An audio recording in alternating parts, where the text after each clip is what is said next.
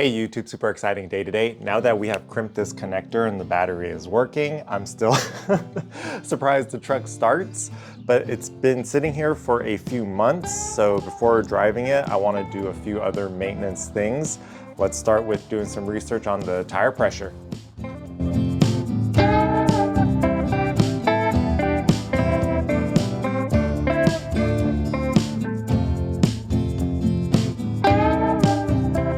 I normally get air at Costco, but since we are not driving, we have to go pick up a pump. I love Project Farm videos and will always check his channel before buying a tool. He says Milwaukee is best, but also likes the Cobalt and the Bauer. But currently there is a Memorial Day sale. Let's go check out what they have.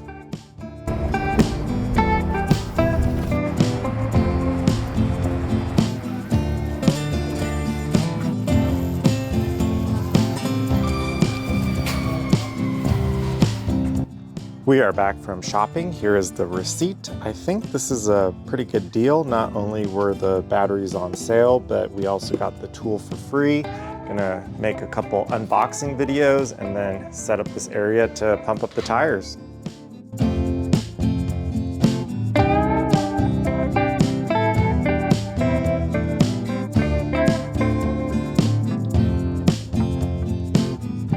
It's working. I really like this part that clicks in and out. Pretty cool. Add minus PSI. Play is to start and stop.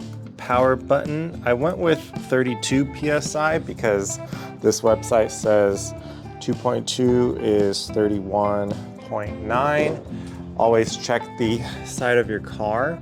I don't read Japanese, but I think the front is 1.8 and the rear is 2.2.